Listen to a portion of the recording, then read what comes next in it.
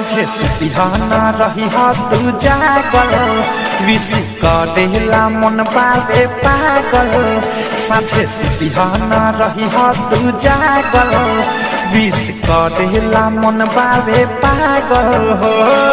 12 बजे होई मुलाकात बात सुनबा क्लियर 12 बजे होई मुलाकात बात सुनबा क्लियर 31 दिसंबर के रात जान बोलब हैप्पी न्यू ईयर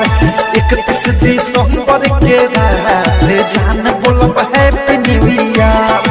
31 दिसंबर के रात जान बोलब हैप्पी न्यू ईयर जान बोलब हैप्पी न्यू ईयर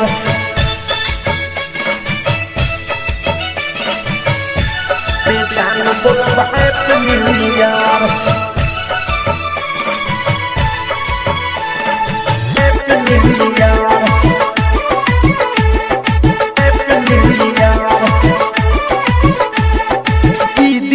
जाई मोरा दिलवे में छापी गिफ्ट के बदले में दे दी हा पॉपी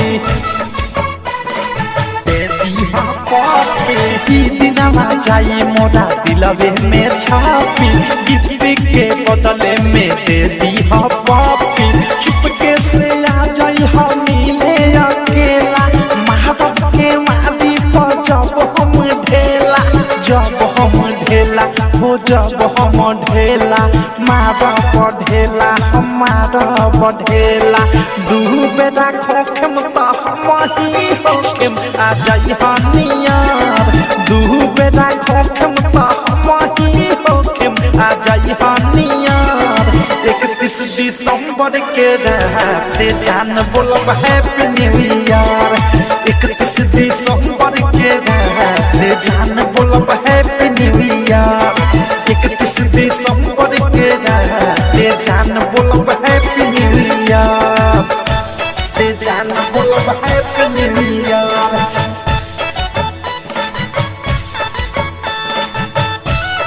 जान बोलब हैप्पी न्यू ईयर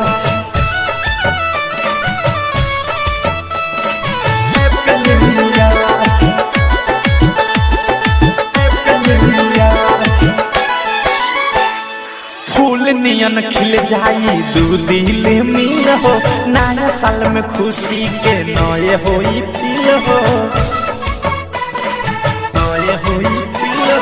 फूल नियन खिल जाई दू दिल मिल हो नया साल में खुशी के नए होई फील हो प्यार तो से खा देले प्रेमिया देश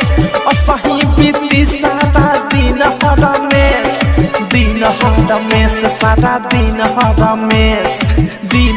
रमेश सारा दिन रमेश प्यार का होला जाने ले बिकी विशाल दियार